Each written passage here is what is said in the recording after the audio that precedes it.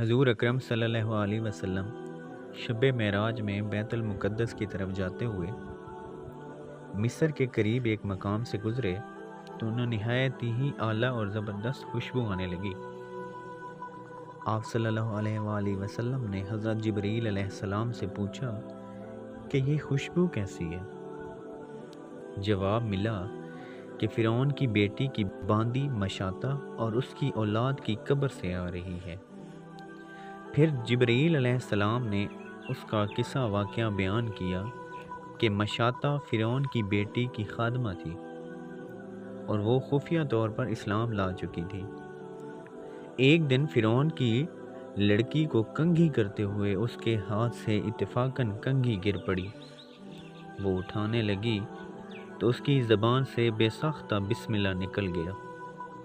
اس پر شہزادی نے کہا کہ تو نے آج عجیب کلمہ بولا، رب تو میرے باپ فرعون ہی ہیں، تو پھر تم نے یہ کس کا نام لیا ہے؟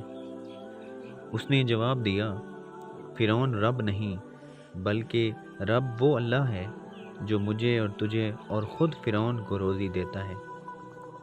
شہزادی نے کہا، اچھا تو میرے باپ کے سوا کسی اور کو اپنا رب مانتی ہے؟ اس نے جواب دیا، ہاں ہاں، میرا، تیرا اور تیرے باپ سب کا رب اللہ تعالیٰ ہی ہے۔ شہزادی نے اپنے باپ سے کہلوایا۔ وہ سخت غضبناک ہوا اور اسی وقت اسے دربار بھیجا اور کہا، کیا تو میرے سوا کسی اور کو اپنا رب مانتی ہے؟ اس نے کہا کہ میرا اور تیرا رب اللہ تعالیٰ ہی ہے جو بلندی اور بزرگی والا ہے۔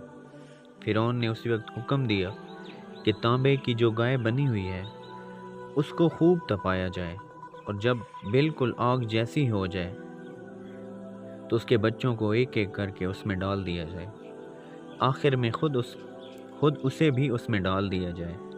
چنانچہ وہ گرم کی گئی۔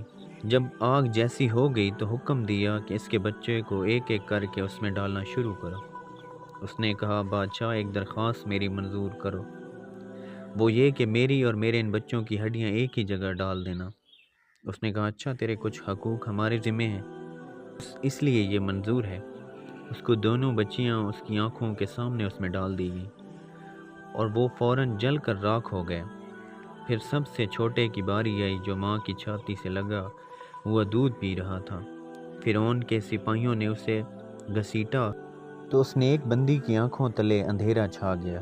اللہ تعالیٰ نے اس بچے کو اسی وقت زبان دے دی اور اس نے بآواز بلند کہا، اماں جان افسوس نہ کرو، اماں جان ذرا بھی پس و پوش نہ کرو، حق پر جان دینا ہی سب سے بڑی نیکی ہے۔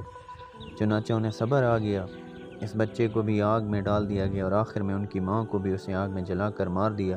تو یہ خوشبو کی مہکیں اس کے جنتی محل سے آ رہی ہیں۔ سبحان اللہ۔